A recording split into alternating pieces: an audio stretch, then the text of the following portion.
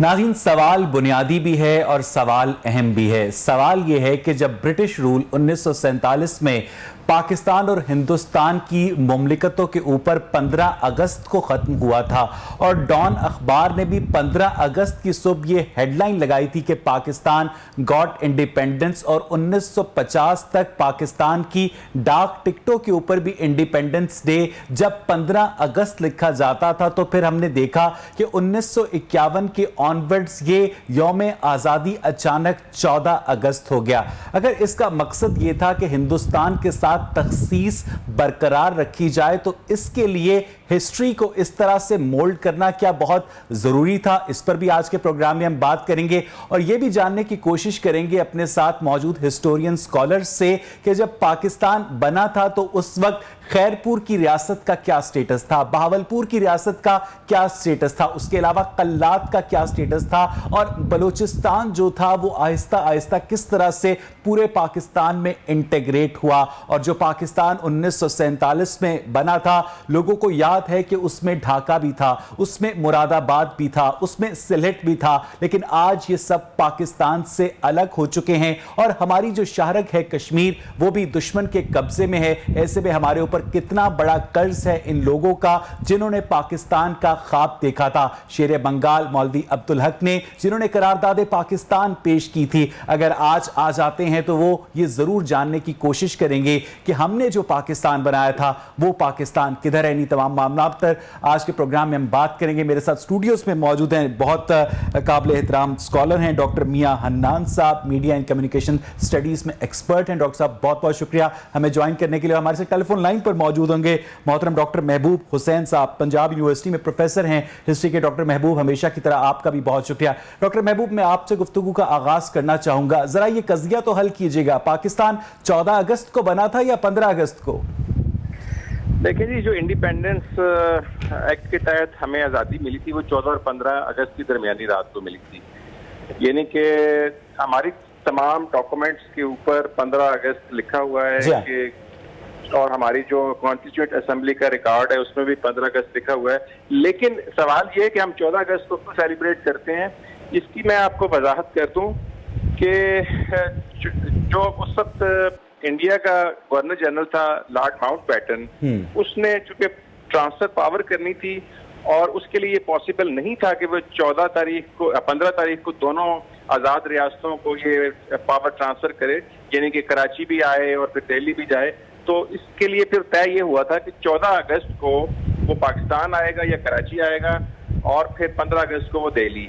तो हम ये कह सकते हैं कि जो हमारा पहली दस्तूर साज असेंबली थी उसमें खड़े होकर कायद-ए-आज़म मोहम्मद अली जिन्ना ने और इंडिया के गवर्नर जनरल लॉर्ड माउंटबेटन ने ट्रांसफर पावर की थी। इस निस्बत से हम 14 अगस्त को कहते हैं कि जी ये तो डॉक्टर महबूब एक तरह का इज्तिहाद हो गया ना, क्योंकि 1950 तक पाकिस्तान की डाक टिकटों पर 15 अगस्त 1947 लिखा आता था। वो कुछ टिकटें मेरे पास भी पड़ी हैं, यकीनन आपने भी देखी होंगी। जी जी, ऐसी बात है, ठीक है।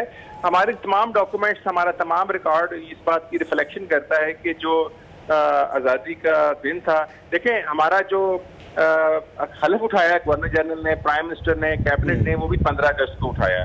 हमारा जो परचम लहराया गया वो भी जाहिर है कि उसकी अप्रूवल तो 12 अगस्त को होगी थी, 11 अगस्त को होगी थी असेंबली में, लेकिन उसको भी 15 अगस्त को लहराया गया। इसी तरह ये भी तय हुआ था 12 अगस्त को कि 15 अगस्त से तमाम ऑफिशियल डॉक्यूमेंट्स के ऊपर मोहम्मद अली जिन्ना के नाम के साथ कायद-ए-आज़म लिखा जाएगा। सही। अगर से कायद-ए-आज़म रहमतुल्लाह अलैह का जो टाइटल था ये तहरीके पाकिस्तान के तहरीके आज़ादी के दिनों में दे दिया गया था, लेकिन गवर्नमेंट ऑफ पाकिस्तान ने officially through resolution on the floor of the house ये डिसाइड किया है कि 15 अगस्त से तमाम सरकारी खतों किताबत के ऊपर। बिल्कुल ठीक है डॉक्टर महबूब साहब, बहुत ही दिलचस्प तारीख है। मैं डॉक्टर मियां हन्नान को भी गुफ्तगू में शामिल करना चाहूंगा।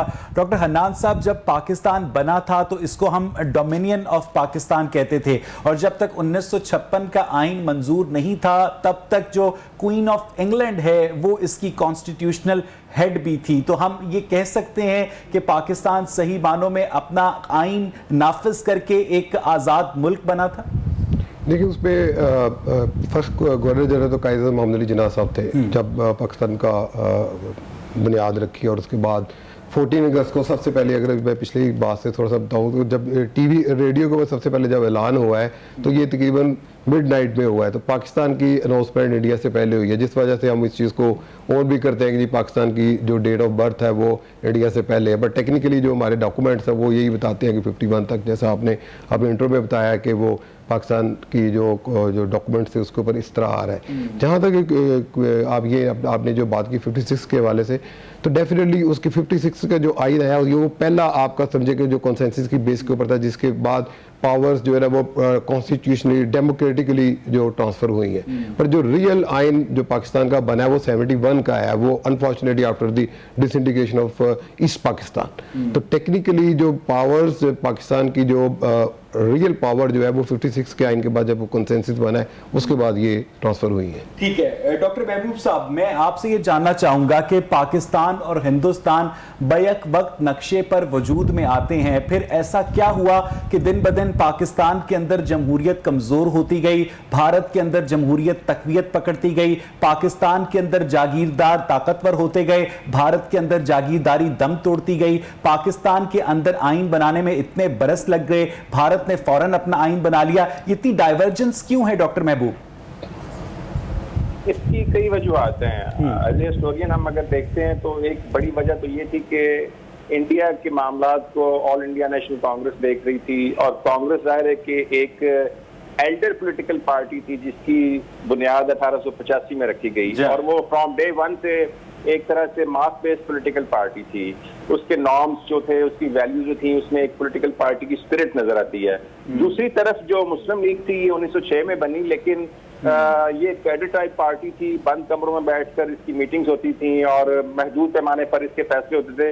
ये तो कायद-ए-आज़म रहमतुल्लाह अलैह ने जब इसको रीऑर्गेनाइज किया लेट 30s में, फिर ये मास बेस्ड पॉलिटिकल पार्टी बनी और लाहौर रेजोल्यूशन के बाद इसके अंदर एक नई रूह फूंकी गई।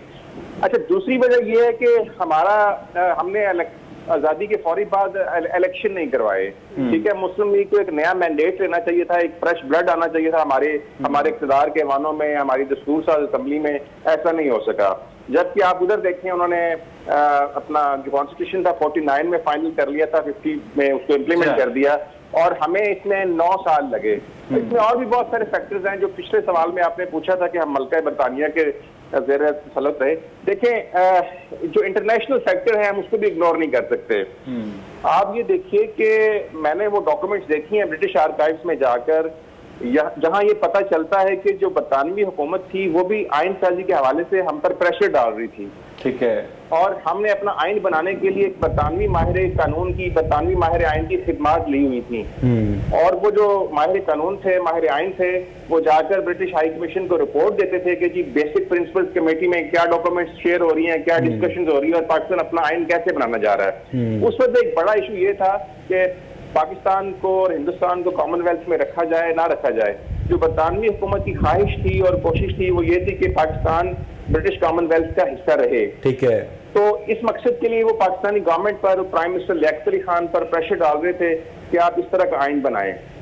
दूसरा, आप ये देखें कि जो उस वक्त सूबाई इंतखाबात हुए, 51 में पंजाब में हुए, फिर 52 में सिंध में हुए, 53 में ईस्ट पाकिस्तान में हुए, तो इन इंतखाबात में मुस्लिम लीग जो थी वो अपनी जो पोजीशन थी इसकी असेंबली के अंदर वो इसने लूज कर दी, और ये इसको शिकस्त हुई, और एक तरह से इसके पास वो मैंडेट नहीं मिला।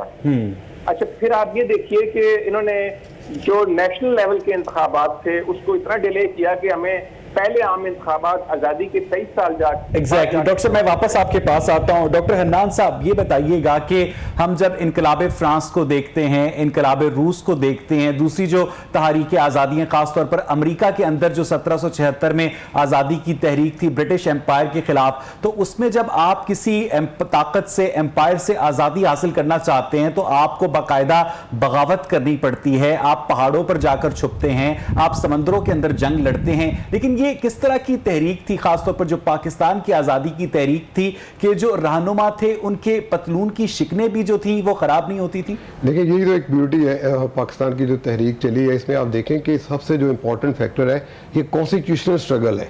फ्रॉम आप देखें कि 1800 जब ये 86 में जब ये आपकी कांग्रेस आई है, कांग्रेस के बाद सबसे पहले सर सैयद ने दो कौमी नज़रिए की बुनियाद एक लिहाज से पेश की। उन्होंने कहा हिंदू और मुसलमान एक दुल्हन की खूबसूरत दो आंखें हैं, तो बात बड़ी ज़बरदस्त उन्होंने उसी वक्त एक दो कौमी नज़रिए की बात की। फिर आपको कुछ यही चीज़ें आपको मिलती है जो है ना मोहम्मद अली जौहर के राइटिंग्स के अंदर भी। तो एक दो कौमी नज़रिया तो क्लियर हो गया था कि हिंदू एंड मुस्लिम जो है they are two different identities. अब जो बात ये है कि वो पाकिस्तान की अगर स्ट्रगल को आप देखें तो ये सारा कॉन्स्टिट्यूशनल बेस्ड रहा है, इसलिए जो ना क्योंकि जनाब खुद बहुत बड़े लॉयर थे और उन्होंने बड़े ज़बरदस्त तरीके से प्रेजेंट किया है पाकिस्तान के। देखिए पूरी 40 साल की हिस्ट्री में जितना अरसा उन्होंने स्ट्रगल की है पाकिस्तान की बुनियाद रखने में, बड़ा खूबसूरत जुमला है कि ये कॉन्स्टिट्यूशनल स्ट्रगल थी जो गवर्नमेंट ऑफ इंडिया था, गवर्नमेंट ऑफ इंडिया एक्ट 1935 था या उस वक्त का जो यूनाइटेड इंडिया था, उसके कॉन्स्टिट्यूशन में क्या सेपरेशन की गुंजाइश मौजूद थी? क्योंकि दुनिया का कोई कॉन्स्टिट्यूशन ऐसा नहीं है जो अपने फ्रेमवर्क के अंदर रहते हुए एक सेपरेट स्टेट को एक्सेप्ट कर सके। डॉक्टर देखिए वो तो 1940s के अंदर जब पाकिस्तान करारदाद पाकिस्तान हुई है तो उस वक्त लाहौर के अंदर बड़ा क्लियरली बता दिया था कि जी हम जो है ना अलहदा वतन लेने के लिए जा रहे हैं। 35 के इलेक्शंस में आप देखें कि वहाँ पे जहाँ पे मुस्लिम मेजॉरिटी की सीटें भी वहाँ पे आई हैं पर हिंदू डोमिनेट कर गए थे। उस वजह से कुछ प्रॉब्लम्स ये आई हैं कि और जो 30s के बाद जो डेवलपमेंट हुई है, जो रिलेशनशिप बिटवीन इंडिया और सॉरी हिंदूज और मुस्लिम्स रहे हैं और कांग्रेस और जो है मुस्लिम लीग के दौरान में रहे हैं, और 35 में इलेक्शन जो है ना उसके बाद रियलाइजेशन किया है कायद-ए-आज़म मोहम्मद अली जिन्ना ने कि भाई और हमें जो है ना एक इंडिपेंडेंट कंट्री के लिए जाना चाहिए। मैं वापस आपके पास आता हूं। 1940 के अंदर फिर पाकिस्तान जब करारदाद पाकिस्तान मंजूर हुई उसके बाद तो एक क्लियर डायरेक्शन आ गई, हमने किस तरफ जाना है। डॉक्टर मैं वापस आपके पास आता हूं। डॉक्टर महबूब हुसैन, जब 1867 में कैनेडियन कन्फेडरेशन बनी थी तो उन्होंने शुरू से एक उसूल अपनाया था कि चूंकि कनाडा में इंग्लिश और फ्रेंच पॉपुलेशन दोनों की तादाद बहुत ज्यादा थी तो उन्होंने अंग्रेजी और फ्रांसीसी दोनों जबानों को कौमी जबानों का दर्जा दिया, जिसकी वजह से आज तक वो कन्फेडरेशन कायम है। आप समझते हैं कि अगर पाकिस्तान में उर्दू और बंगाली के साथ यही किया जाता तो आज ढाका हमारे साथ होता? देखें ये बात बिल्कुल ठीक है कि कुछ हमसे कोताहियां हुई हैं, बहुत अर्ली स्टेजेस पर आगाज में हमसे कोताहियां हुई हैं, और अगर हमने 56 के कॉन्स्टिट्यूशन में बंगाली को अपनी नेशनल लैंग्वेज मान लिया था तो उससे पहले भी मानने में कोई हर्ज नहीं था। देखें बंगाली जो थे सिर्फ 1% ऐसे थे जो उर्दू को समझते थे, उसको पढ़ सकते थे, उसको लिख सकते थे। 99% बंगाली, लेकिन उर्दू की अपनी एक इम्पोर्टेंस है। देखें अभी जैसे प्रोफेसर साहब कह रहे थे कि सर सैयद अहमद खान ने 1857 में उर्दू जुबान की प्रोटेक्शन के लिए अपना एक रोल प्ले किया। उन्होंने कहा जी कि ये एक खूबसूरत दुल्हन की दो आंखें हैं, लेकिन कांग्रेस या हिंदू ये मुतालबा कर रहे थे कि संस्कृत जुबान को, देवनागरी जुबान को नाफिज किया जाए। असल में उर्दू जुबान की एक एसोसिएशन थी, एक लिंक था तहरीक पाकिस्तान के दौरान भी, और जाहिर है कि उस वक्त हिंदुओं को या कांग्रेस को उर्दू से नफरत नहीं थी बल्कि इसके रस्मुल खत से नफरत थी, और इससे उनको स्मेल आती थी कि शायद ये अरबी रस्मुल खत है, फारसी रस्मुल खत है और ये पैन इस्लामिज्म की तरफ चले जाएंगे। तो शायद स्टार्ट में हमारे जो फाउंडिंग फादर के जहन में भी ये कॉन्सेप्ट हो कि हमें अगर एक कौम बनना है तो हमें एक जुबान भी रखनी चाहिए। लेकिन मेरा ख्याल है कि आप अब उस वक्त तो नहीं हम कह सकते, हिस्ट्री की जो लेबोरेटरी है ये फ्यूचर होता है, बाद में जाकर पता चलता है कि आपने माजी में जो स्टेप्स लिए थे उसका क्या कॉन्सिक्वेंसेज हैं। तो आज हम ये कहते हैं कि अगर उस वक्त बंगाली को भी अपने साथ हम शामिल कर लेते तो शायद इतने भयानक नतीजे ना निकलते। ठीक है डॉक्टर महबूब, मैं वापस आपके पास आता हूं। डॉक्टर हन्नान साहब, आप क्या समझते हैं कि पाकिस्तान तो बन गया लेकिन अक्सर लोग कहते हैं कि बात नहीं बनी? पाकिस्तान बन गया, बात नहीं बनी। देखिए उस पर पाकिस्तान बनने के बाद जो सबसे बड़ी प्रॉब्लम हमने जो फेस की है, एक तो कॉन्स्टिट्यूशनली हम जो है ना डेमोक्रेटिकली हम वीक रहे हैं। हमें 2 से 3 मरतबा पाकिस्तान के अंदर 3 मरतबा मार्शल लगे हैं, पहले यूब खान के दौर में, फिर ज़ियाउल हक के दौर में, फिर मुशर्रफ साहब के दौर में। वो ये जो आपके तकरीबन 30 साल 28 साल जो है ना वो आपके माइनस हो जाते हैं, और डेमोक्रेसीज भी जो रही हैं वो अनस्टेबल डेमोक्रेसीज रही हैं, उनको पूरी तरह काम नहीं करने दिया। उसमें मिलिट्री की इन्वॉल्वमेंट बहुत ज़्यादा रही है, जहाँ पे भी वो खुल के खेलना चाह रहे थे पॉलिटिक्स के अंदर हमारे सियासतदान। हमारा एक बड़ा अलमिया रहा है पहले 1 यूनिट था तो उस वक्त ये था कि वो एक और तरह की पॉलिटिक्स हो रही। जब वो टेक्निकली उस वक्त अगर बांग्लादेश अगर देखा जाए ज्योग्राफिकली एक अलग यूनिट बनता था। आप 2 यूनिट्स बनाते हैं, उनके दो वजीर आजम होते हैं, उनके टॉप के ऊपर एक सदर होता है जो पूरे कंट्रीज को चलाता। उन्होंने क्या मुतालबात क्या किए थे? उन्होंने 6 ही मुतालबात किए थे ना पाकिस्तान से कि जी फॉरेन पॉलिसी होनी चाहिए, डिसेंट्रलाइजेशन ऑफ पावर की बात थी टेक्निकली, तो वो जो नहीं माना। अभी भी देखें जो आपकी अभी जो रिसेंटली नवाज शरीफ और बेनजीर ने जो आपके चार्टर ऑफ डेमोक्रेसी साइन किया था, उसमें भी तो उन्होंने कहा कि सूबों को आप पावर करें। लेकिन लगता ये है कि माजी से हमने कोई तारीख से सबक सीखा नहीं है, क्योंकि इस्लामाबाद से आजकल भी ऐसी आवाजें आ रही हैं कि 18वीं तरमीम को खत्म किया जाए और जो डिसेंट्रलाइजेशन ऑफ पावर है उसको खत्म करके सेंट्रलाइज्ड पावर्स जो हैं इंप्लीमेंट की जाए। इसका मतलब यह है कि हमने माजी से कोई सबक नहीं सीखा है। डॉक्टर साहब नहीं सीखा। आज देखिए, आज ही देखें बिलावल भुट्टो साहब की आज प्रेस कॉन्फ्रेंस से उन्होंने क्लियरली ये मैसेज कन्वे किया। उन्होंने कहा जी आप कराची को किस तरह निकाल सकते हैं, ये तो सूबाई खुद मुख्तारी जो है, देखिए पावर्स कुछ फेडरल के पास है, कुछ सूबे के पास है, पर जब आपने डिसेंट्रलाइज कर दिया है तो फिर आप उनको करने दें। प्रॉब्लम वही आ जाती है कि वो रेवेन्यू ज्यादा जो है फेडरल के पास जाना चाहिए, जो फिर आपके डिफरेंट एस्टेब्लिशमेंट के इदारों की जरूरत होती है। इश्यूज डिफरेंट तरह के हैं पाकिस्तान के अंदर। प्रॉब्लम ये है कि पावर कॉरिडोर्स 2-3 जगह पे डिवाइड हुए हुए हैं। नहीं, पहले हम कन्फेडरेशन को नुकसान पहुंचा चुके हैं, खत्म कर चुके हैं, दोबारा से हम क्या उसी तबाही के रास्ते की जानिब? मेरा तो ख्याल है डिसेंट्रलाइजेशन ऑफ पावर, और उसके बाद जो है ना आप ट्रस्ट ऑन आपके जो वजीर आला हैं उनको आपके सिस्टम को चलने दें। भले फूल अलग अलग हो लेकिन गुलदस्ते में खुशबू भी अलग अलग आती है। देखिए डॉक्टर साहब, मैं आता हूं आपके पास। अगर आप सारे एक ही तरह के एक ही रंग के फूल लगा के नहीं रहेगा, गुलदस्ता नहीं रहेगा। ठीक है डॉक्टर साहब, मैं वापस आपके पास आता हूं। अरसलान जावेद हमारे कॉरेस्पॉन्डेंट हमारे साथ इस वक्त मीनार पाकिस्तान के ऊपर मौजूद हैं। अरसलान, बताइएगा जश्न आजादी के हवाले से क्या तैयारियां, क्या जोशो खरोश देख रहे हैं आप? बिल्कुल अवैस, जो जश्न आज़ादी है उसका जोशो जज्बा तो आवाम में देखने को मिल रहा है, लेकिन इंतज़ामिया शायद इस तमाम सूरत हाल के लिए तैयार नहीं थी। अभी भी अगर मीनार पाकिस्तान की सूरत हाल की बात की जाए तो मीनार पाकिस्तान पे जितनी भी लाइट्स थी उनको तमाम लाइट्स को बंद कर दिया गया था ताकि आवाम जो है यहाँ पर जमा ना हो सके, लेकिन उसके बावजूद आवाम का एक जमे गफीर है जो यहाँ पर पहुँच चुका है। अगर कैमरामैन उस्मान आपको दिखा सके तो इस वक्त गेट पर जो है इस कदर जो है वो रश है कि जैसे ही VIP शख्सियत के लिए गेट खोला जाता है तो शहरियों की एक बड़ी तादाद है जो गेट से अंदर दाखिल होने की कोशिश करती है। सिक्योरिटी जो है उसे रोकने में नाकाम रहती है। तो ये तमाम सूरत हाल यहाँ पर है कि आवाम का एक जमे गफीर है जो इस वक्त ग्रेटर इकबाल पार्क के बाहर जमा हो चुका है। जो ग्रेटर फ्लाईओवर की बात की जाए, आज़ादी इंटरचेंज की बात की जाए, तो उसके ऊपर भी शहरियों की एक बड़ी तादाद है जो वहाँ पर जमा हो चुकी है और शहरी बाहर जो है मसलसल जो है यहाँ पर शोर शराबा करते नजर आ रहे हैं और उनकी सिर्फ और सिर्फ एक डिमांड है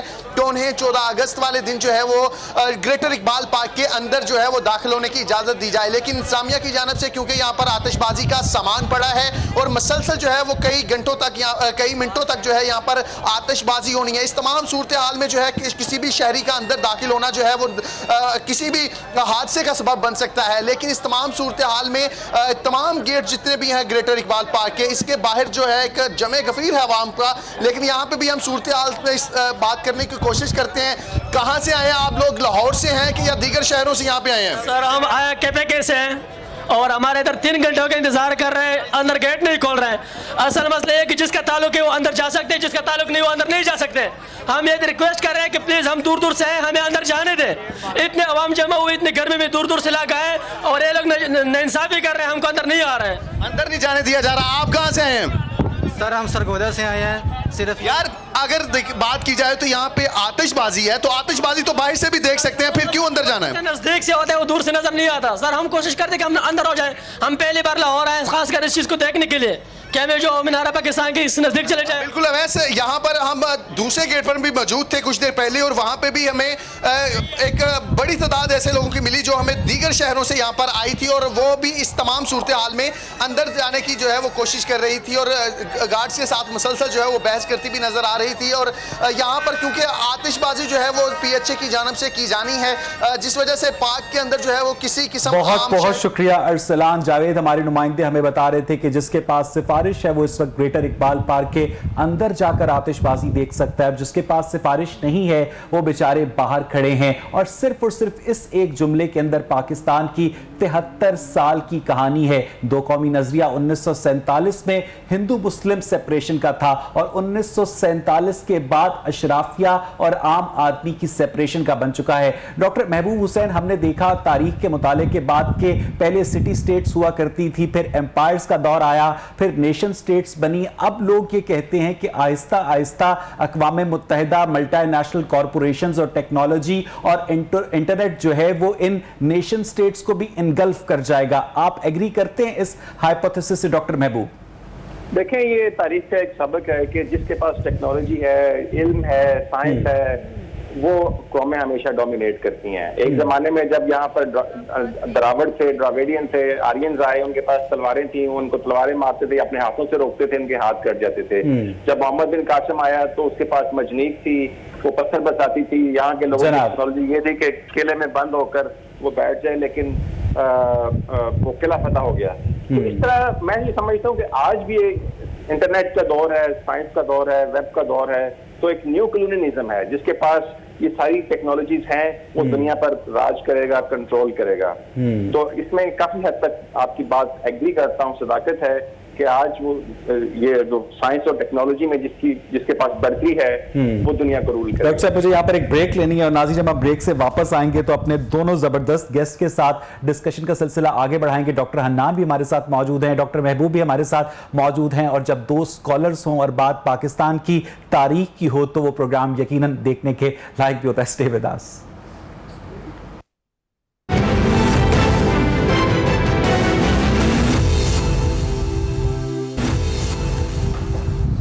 वेलकम बैक। ब्रेक से पहले हम बात कर रहे थे क़याम पाकिस्तान के तारीखी मज़ाहिर के हवाले से। ब्रेक में हमें ज्वाइन किया मोहतरम मौलाना मोहम्मद शफी जोश साहब ने, सदर है नजरिया पाकिस्तान फाउंडेशन आज़ाद कश्मीर के। मौलाना साहब, बहुत बहुत शुक्रिया आपके वक्त के लिए। ये बताइएगा कि जब हम ये कहते हैं कि कश्मीर पाकिस्तान की शारग है, हम हर साल 5 फरवरी को ये बात दोहराते हैं, अब 5 अगस्त को भी दोहराने लगे हैं, लेकिन उसके बाद जब हम 14 अगस्त को जश्न आज़ादी मनाते हैं तो ये आज़ादी कुछ अधूरी सी नहीं लगती मौलाना साहब? बिस्मिल्लाहिर्रहमानिर्रहीम। जश्न आज़ादी पर मेरी तरफ से इदारे के तवस्सुल से मुबारक हो। आपने दुरुस्त फरमाया, कश्मीर का जो पाकिस्तान से ताल्लुक़ है, बानी पाकिस्तान का ये फरमान कि कश्मीर पाकिस्तान की शहरग है, और कश्मीर के बड़े लीडर थे चौधरी गुलाम अब्बास खान जो कायद आज़म के दस्ते राज थे, और वो कश्मीर में नज़रिया पाकिस्तान, तहरीक पाकिस्तान के ऐसे अलमबरदार थे कि कायद आज़म ने वहाँ उनको मुस्लिम कॉन्फ्रेंस के प्लेटफार्म से काम जारी रखने की तलकीन फरमाई थी। तो कश्मीर की तहरीक जो थी वो दर हकीकत पाकिस्तान की तहरीक ही का हिस्सा थी, और मुसलमानान कश्मीर ने फैसला कर लिया था उस वक़्त रियासती असम्बली में वाज़े अक्सरियत, मुस्लिम अक्सरियत ने चौधरी गुलाम अब्बास की क़ियादत में सरदार इब्राहिम खां की रिहाइश पर कि 2 हफ्ते बाद मार्ज़ वजूद में आने वाले पाकिस्तान के साथ सवाद आज़म रियासत जम्मू कश्मीर मुस्लिम कॉन्फ्रेंस हक का फैसला करती है। लेकिन ये इख्तियार तो उनके पास नहीं था, ये तो महाराजा हरि सिंह के पास इख्तियार था ना। महाराजा हरि जो जितनी प्रिंसली स्टेट्स थी उनके हेड्स को ये इख्तियार दिया गया था कि वो जिसके साथ एनेक्सेशन करना चाहें। अगर हम निज़ाम ऑफ हैदराबाद का फैसला कबूल करते हैं, अगर हम नवाब ऑफ बहावलपुर का फैसला कबूल करते हैं, तो महाराजा हरि सिंह के फैसले पर क्यों इतराज करते हैं? महाराजा हरि सिंह की हैसियत ज़रा मुख्तलिफ इसलिए है कि इस ख़ानदान ने कश्मीर को ख़रीदा और अल्लामा ने कहा कि कौम फ़रोख्तंद व अर्ज़ा चे अरसा फ़रोख्तंद। कश्मीरियों ने महाराजा की हुकूमत के ख़िलाफ़ बगावत कायम कर रखी थी, और उस बगावत की सरपरस्ती रहनुमाई अल्लामा इकबाल फरमाया करते थे।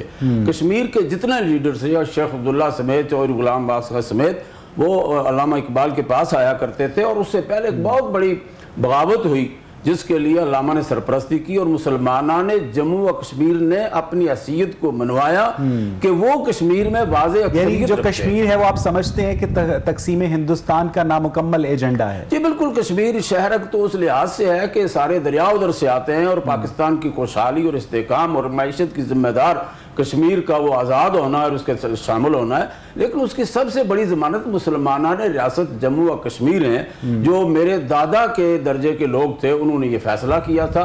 आज उनके पोते उस फैसले पर कायम हैं और वो रियासत जम्मू व कश्मीर का इलाक़ पाकिस्तान से चाहते हैं। इसी में रियासत जम्मू व कश्मीर मुसलमानों की इज्जत, बका और ईमान का तहफ़्फ़ुज़ भी है, और इसमें पाकिस्तान की तकमील भी और पाकिस्तान का भी मईशी और अच्छा डॉक्टर हन्नान साहब, मुझे ये बताइएगा कि अच्छी तरह हमें याद पड़ता है कि 1950 में पाकिस्तान और हिंदुस्तान के दरमियान जब क्रिकेट मैचेस लाहौर में खेले जाते थे तो लोग अमृतसर से तांगों पर बैठकर लाहौर आ जाया करते थे, बाकायदा उनकी यहाँ पर मेहमान नवाजी हुआ करती थी। आहिस्ता आहिस्ता जो बॉर्डर्स हैं वो सख्त होते चले गए, दीवारें बर्लिन की तरह। ये बताइएगा कि तकसीम हिंदुस्तान की फाउंडेशन में क्या भारत और पाकिस्तान की दुश्मनी थी या ये बाद के हालात ने ऐसा पलटा खाया? इसमें सबसे पहले तो देखिए दो कौमी नजरिया, हिंदू और मुसलमान दो अलग अलग कौमें थी।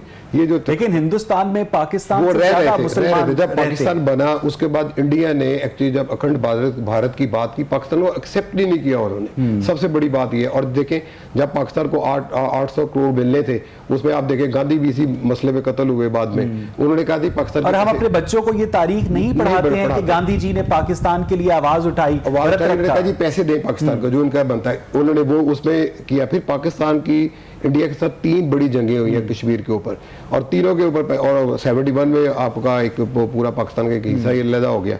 तो ये उसके बाद कारगिल पे भी वार हुई है, उससे पहले आप 48 में जंग हुई है। तो उसके बाद आपका जो बॉर्डर है वो मसलसल इंडिया और पाकिस्तान में टेंशन, ये जब टेंशन बढ़ती गई है तो जो बॉर्डर था इंडिया और पाकिस्तान इस वक्त ये हॉटेस्ट बॉर्डर है वर्ल्ड के अंदर, तो जिसमें सबसे ज्यादा फौजें। हालांकि इस एरिया में जितना ट्रेड का पोटेंशियल है, मेरा ख्याल है दुनिया के कम ही खित्ते ऐसे होंगे। डॉक्टर देखिए, अगर इंडिया अपनी एटीट्यूड में चेंज लाए, पाकिस्तान ने तो बार ज़ियाउल हक के दौर में क्रिकेट डिप्लोमेसी हुई है, उसके बाद पाकिस्तान ने मुशर्रफ के दौर में मुशर्रफ साहब खुद वहाँ पे गए हैं, वाजपेयी के दौर में नवाज शरीफ और वाजपेयी ने बिल्कुल कश्मीर को अगले स्टेप पे लेके जाने की कोशिश की है। फिर वो कारगिल का इंसिडेंट हो गया। देखिए, सबसे इंपॉर्टेंट बात यह है कि अगर इंडिया और पाकिस्तान की अगर इस मसले को रिजॉल्व कर दें अकॉर्डिंग टू यूनाइटेड नेशंस जो रेजोल्यूशंस है, कि देखिए जो वहां के लोग रहते हैं उनको राइट दे उनका, वो पाकिस्तान के साथ मिलना चाहते हैं, ओके फाइन, वो इंडिया के साथ मिलना। लेकिन पिछले दिनों तो गवर्नमेंट ऑफ पाकिस्तान ने इसी जो इस्तिस्वाब राय का हक है उससे पहले ही फैसला कर लिया है कि कश्मीर पाकिस्तान का हिस्सा है, और उन्होंने पाकिस्तान को कश्मीर के नक्शे में शामिल कर लिया है। जिस राइट ऑफ सेल्फ डिटर्मिनेशन के लिए 73 साल से गवर्नमेंट ऑफ पाकिस्तान अक़वाम मुत्तहिदा में आवाज उठा रही थी, क्या हमने वो खुद राइट ऑफ सेल्फ डिटर्मिनेशन कश्मीरियों से नहीं छीना नक्शे में शामिल करके? यानी मैट्रिक का इम्तिहान दिए बगैर हमने कह दिया कि पप्पू पास हो गया है। देखिए, नहीं, उसमें 2 चीज़ें हैं। जब आपकी अगर यूएन की रेजोल्यूशंस को आप देखें, उसमें ये कहा था, जो इन्होंने बाद में भी हुआ है, उन्होंने कहा तो कश्मीरी जो लोग हैं ना, उनको ये हम जो है ना इलेक्शन हो और कश्मीरी जो है ना वो खुद डिसाइड करेंगे would like to join India और पाकिस्तान। ये तो पाकिस्तान की गवर्नमेंट ने खुद ही डिसाइड कर लिया। उसमें नहीं, देखिए उसमें एक तीसरी बात जो है ना, पाकिस्तान ने सिर्फ अपना नक्शा डिक्लेयर किया, या तो उसके अंदर ये क्लॉज शामिल होती कि भाई कश्मीरी इंडिपेंडेंट भी अपने आप के इंडिपेंडेंट कंट्री भी बना सकते, ऐसे इसका जो हल है ना प्रोटेक्टरेट भी बन सकता है जो यूनाइटेड नेशन के अंदर हो, और जो जिस पे इंडिया अपनी फोर्सेस को पुल करे। ठीक है, मैं इसके ऊपर ऑलरेडी बात करूंगा। डॉक्टर महबूब हुसैन, आप मुझे सुन सकते हैं?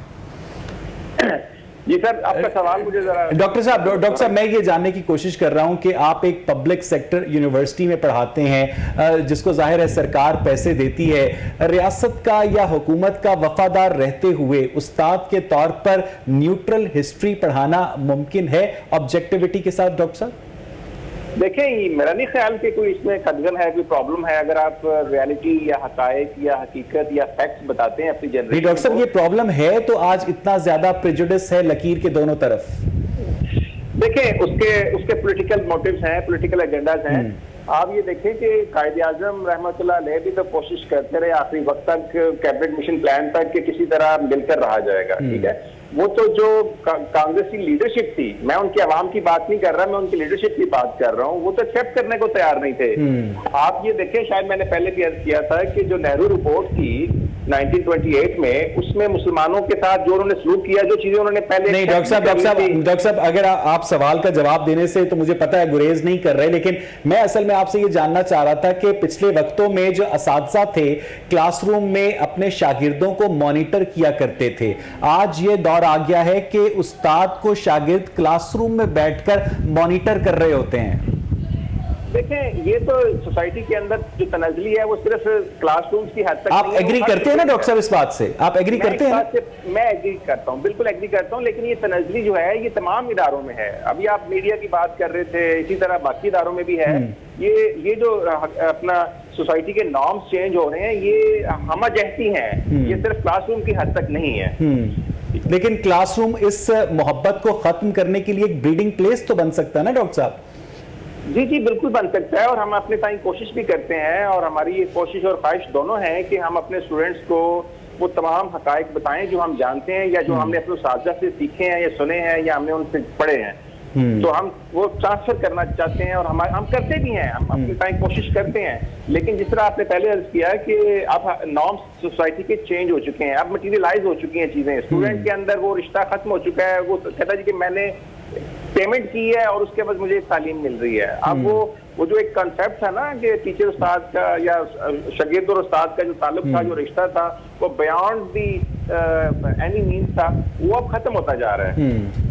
अच्छा, मैं डॉक्टर हन्नान, अगर आप इसमें कुछ ऐड ऑन करना चाहें। देखिए, इसमें क्योंकि मैं मीडिया का प्रोफेसर हूँ और मैं मीडिया के बहुत सारे स्टूडेंट मेरे यहाँ पे टीवी चैनल्स में भी काम कर रहे हैं। देखिए, जो हम चीज़ें पढ़ाते हैं स्टूडेंट्स को, डेफिनेटली उसमें पाकिस्तान की हिस्ट्री भी है, उनको मीडिया के बारे में बताते हैं। जब वो डिफरेंट टीवी चैनल्स में जाके जॉब करते हैं, चैनल्स की एक अपनी पॉलिसी भी होती है, उसके बाद कुछ आपके हिडन प्रेशर्स भी होते हैं, जिसकी वजह से वो जो एक नैरेटिव या जो एक पॉइंट आप बताना चाह रहे होते हैं वो ऐसा वो चेंज होता चला जाता है। देखिए, अगर मैं पाकिस्तान और इंडिया के मीडिया को कंपेयर करूं, अगर कश्मीर के हवाले से करूं, तो पाकिस्तान का मीडिया बड़ा बैलेंस जो है ना उसने स्टांस लिया हुआ है। पाकिस्तान ने हमेशा बात की है जंग से बचा जाए। इंडिया का हमेशा मीडिया जो है ना बात करता है पाकिस्तान के ऊपर चढ़ दौड़े, एक बात। और पाकिस्तान के मीडिया ने बड़ी पॉजिटिवली चीज़ों को लेके चला। कश्मीर की जहाँ तक बात है, देखिए कश्मीर के इशू को अगर हम इसके साथ लिंक करें तो हमने जब तक पाकिस्तान का जो PTV जो गवर्नमेंट का चैनल था, वो इसको एक स्पेशलाइज तरीके से इस इशू को लास्ट 70 ईयर्स के वो लेके चल रहा है। अंगारवादी जैसे ड्रामे, अंगारवादी। अब जो है ना पिछले मैं कुछ सालों से देख रहा हूँ कि कश्मीर को मीडिया में उस लेवल से प्रोजेक्ट नहीं किया जा रहा, और इवन के सोशल मीडिया पे देख लें आप, और बहुत सारी चीज़ों में उस लेवल की जो फुटेज जो आजकल कश्मीर में एक साथ से इंडिया जो कर रहा है, लोगों को उन्होंने अच्छा डॉक्टर हन्नान, पिछले दिनों वजीर खारजा शाह महमूद कुरैशी की जो OIC के हवाले से सऊदी अरब के लिए स्टेटमेंट थी, उसके बाद हमने देखा कि कुछ ताल्लुकात जो थे वो मुश्किल हो गए। हमने देखा कि तेल की सप्लाई जो थी वो बंद हो गई, पैसे पाकिस्तान को वापस करने पड़े। यानी कश्मीर के मसले से बड़े इस वक्त जो नेशन स्टेट्स के बीच में जो मामलात हैं वो ये हैं कि नेशन स्टेट्स के एक दूसरे से जो इक्तसादी मफादात हैं वो ज्यादा इंपॉर्टेंट हो गए ना डॉक्टर साहब? जी देखिए, सबसे इंपॉर्टेंट चीज़ तो आपके जो सिक्योरिटी इंटरेस्ट है और आपके इकोनॉमिक इंटरेस्ट है। पाकिस्तान, सऊदी अरब ने, अगर पाकिस्तान वहाँ पे अपनी अफवाज पाकिस्तान ने भेजी हुई है, तो सऊदी अरब हर मुश्किल हालात में पाकिस्तान को अमदाद करता रहा। नवाज शरीफ के दौर में 1 बिलियन दिया, अभी उन्होंने 3 बिलियन पाकिस्तान को डिपॉजिट करवाया, एक जो अभी उन्होंने वापस लिया। क्वेश्चन ये है कि शाह महमूद कुरैशी साहब ने गैर ज़ुबानदाराना बयान दिया है। अगर आपने उनको थ्रेट ही करना था, देखिए अल्टीमेटली पाकिस्तान का सऊदी अरब के बगैर गुजारा नहीं है, और सऊदी अरब का पाकिस्तान के बगैर नहीं है। बात यह है कि हमारी जो डिप्लोमेसी है वो वीक थी। प्राइम मिनिस्टर साहब को खुद या आर्मी चीफ साहब को या किसी इंपॉर्टेंट ज़िम्मेदार बंदे को पहले सऊदी अरब भेजते, उससे जाके प्रॉपरली बात करते कि भाई हम दोनों का गुजारा नहीं हो सकता, आप OIC का इजलास बुलाएं या किसी और फोरम के ऊपर इंडिया के ऊपर कोई इनडायरेक्टली प्रेशर बिल्ड करें, क्योंकि सऊदी अरब ने इंडिया में इन्वेस्टमेंट्स की हुई है, तो वो क्यों उनके खिलाफ जाए। ठीक है, मौलाना शफी साहब, मैं आता हूं सर आपके पास। मौलाना शफी साहब, मुझे ये बताइएगा कि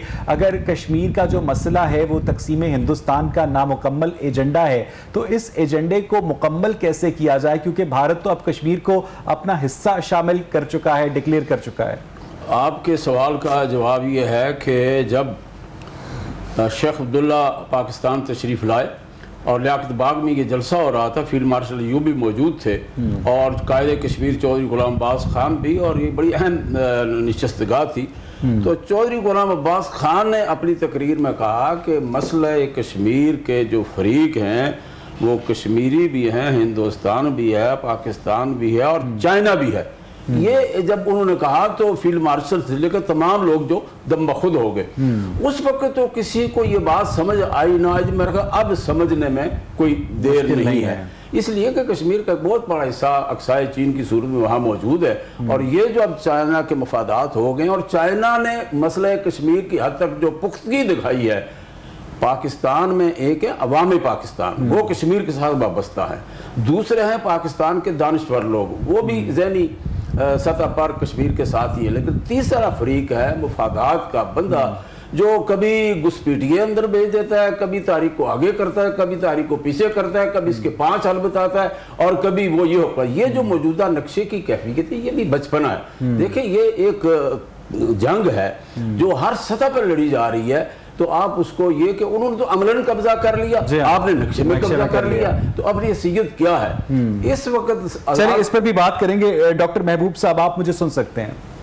डॉक्टर साहब, ये कहिएगा कि जब हम ये कहते हैं कि पाकिस्तान 1947 में आज़ाद हुआ था, तो कुछ यार लोग ये भी सवाल करते हैं कि पाकिस्तान किससे आज़ाद हुआ था, क्योंकि ये तो तकसीम हिंदुस्तान थी, इसको आप यौम तासीस से पाकिस्तान कह सकते हैं। क्या ये बात दुरुस्त है डॉक्टर साहब? देखिए, जब हम आज़ादी की बात करते हैं ना, तो हम उस तसल्लुत से आज़ादी की बात करते हैं जो क़याम पाकिस्तान से पहले हिंदुओं का हम पर था। अगर आप हिंदुओं का या अंग्रेजों का?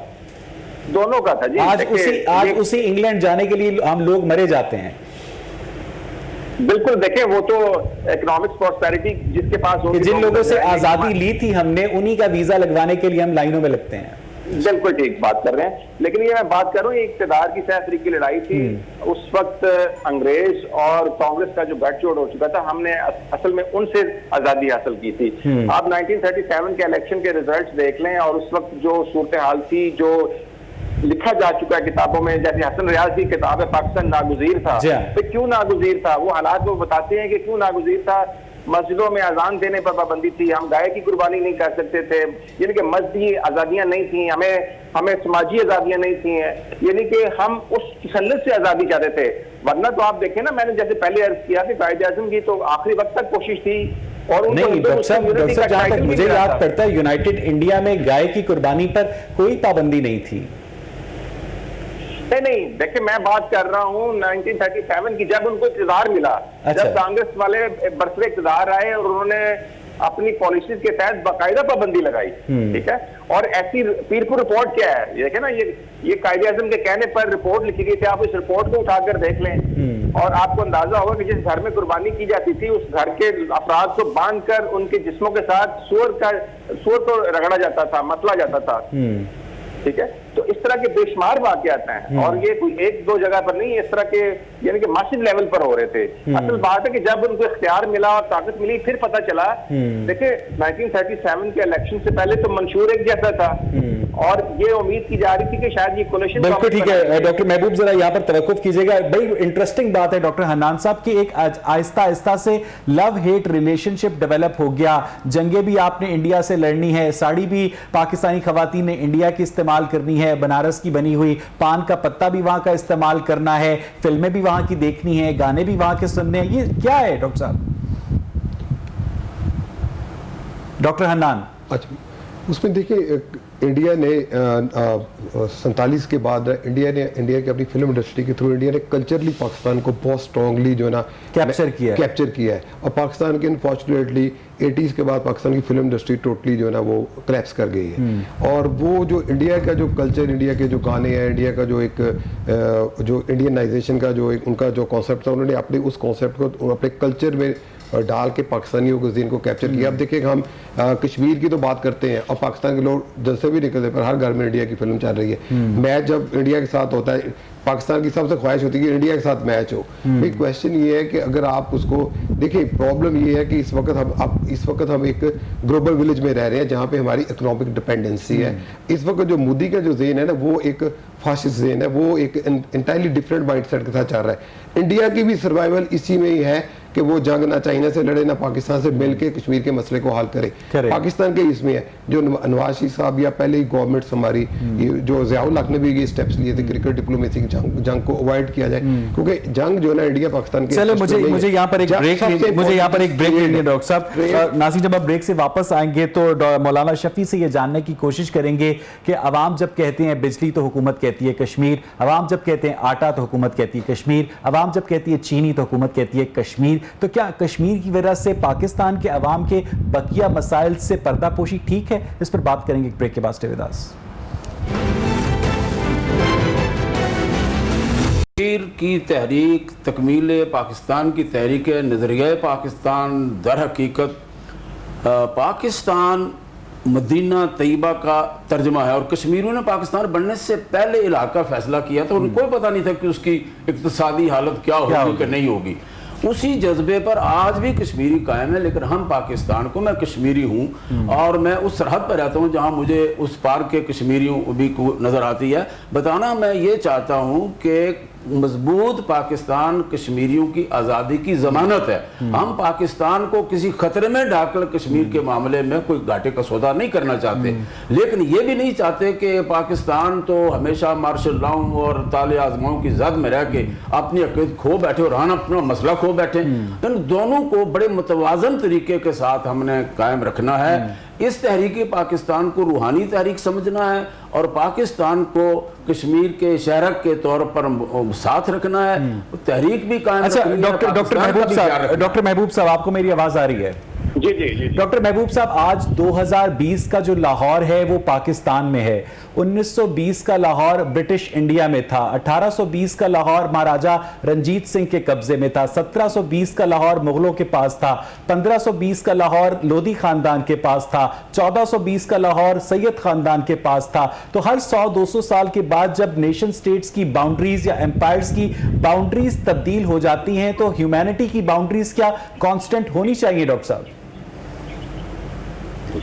देखें, आपने तो हिस्टोरिकल फैक्ट्स की बात की है। मैंने जैसे पहले अर्ज किया है कि मुगल यहाँ पर तकरीबन 1526 से लेकर 1857 तक रहे, तो लाहौर उनके तसल्लुत में रहा। लेकिन जब उनकी गिरफ्त कमजोर पड़ी तो फिर दूसरी कुव्वतें अपना रास्ता खुद बना लेती हैं। फिर 1849 में यहाँ पर रंजीत सिंह आ गया।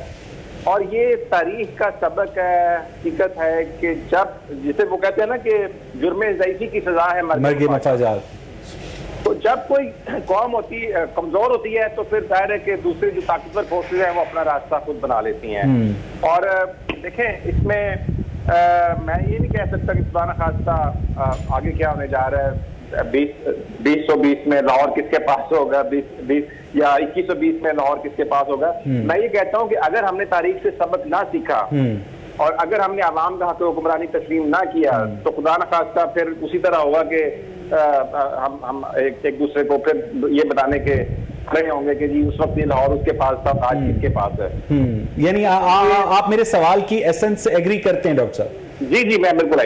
डॉक्टर हन्नान साहब, आप समझते हैं कि हमारे हुक्मरानों ने तारीख से कोई सबक नहीं सीखा और वो डे टू डे सिर्फ और सिर्फ अपने इक्तदार को तकवीत देने के लिए जिंदा रहते हैं?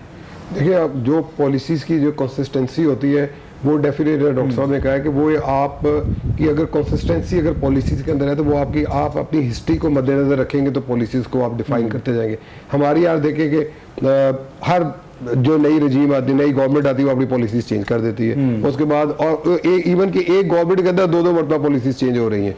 बहुत शुक्रिया डॉक्टर हन्नान, बहुत बहुत शुक्रिया। मौलाना शफी साहब, अगर हमारे पास ज्यादा वक्त होता हम ज्यादा डिटेल से बात करते। डॉक्टर महबूब हुसैन, आपका बेहद शुक्रिया। नाज़रीन, आज का प्रोग्राम आपने देखा। कहा जा सकता है आज 14 अगस्त से पहले फैज़ के अल्फाज में कि अभी तीरगी शब में कमी नहीं आई, निजाते दीदा और दिल की घड़ी नहीं आई, चले चलो कि वो मंजिल अभी नहीं आई।